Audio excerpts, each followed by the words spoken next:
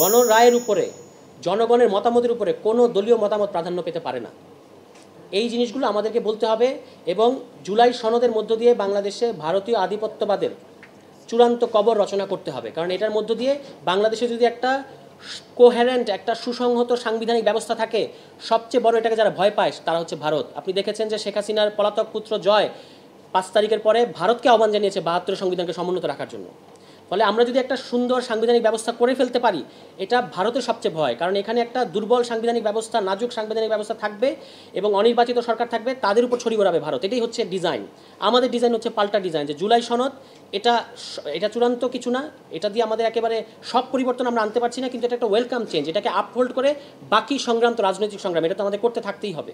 এটা তো লিগ্যাল এক্সপার্টদের সংগ্রাম না, এই রাজনৈতিক সংগ্রাম আমরা করতে থাকবো যতদিন পর্যন্ত বাংলাদেশ সঠিক জায়গায় না যায়। কিন্তু জুলাই সনদ যেটুকু হয়েছে এটা আমাদের সবাইকে ওন করতে হবে। কারণ এটার মধ্য দিয়ে কেন ত্রয়োদশ সংশোধনীর কথা আপনারা মনে করে দেখেন, তত্ত্বাবধায়ক সরকার ব্যবস্থা আন্দোলন করে বাংলাদেশের মানুষ অর্জন করেছিল, এটাকে সংবিধানের ভেতরে ঢোকানো হয়েছিল।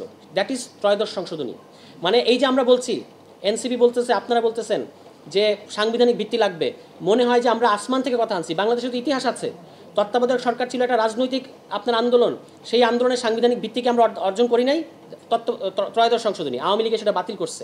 এখন আমরা আবারও বলছি যে জুলাই সনদটা যদি তফসিলের অংশ হয় সংবিধানের, তাহলে কিন্তু কি হইলো, জুলাই গণ অভ্যুত্থান, জুলাই সনদের ভিতরে এটা একটা ধরে নেওয়ার একটা প্রিম্যাচিউর বেবি।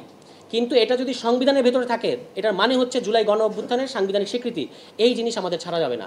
ফলে আমি মনে করি যে আমরা যে আজকে যে কথাবার্তা শুরু হলো এবং আমরা যে যদি ঐক্যবদ্ধ থাকতে পারি, তাহলে কোনো অপশক্তি, কোনো একক রাজনৈতিক দল আসলে জুলাই সনদের মধ্য দিয়ে আমরা যতটুকু অর্জন করতে পেরেছি, জুলাই গণ অভ্যুত্থানে আমাদের যতটুকু অর্জন আছে, অনেকটুকু আমরা হারিয়েছি, এটা সত্য, যতটুকু আমরা অর্জন করেছি এখান থেকে আমাদেরকে আর পিছনে নিয়ে যেতে পারবে না। সবাই ভালো থাকবেন। আসসালামু আলাইকুম।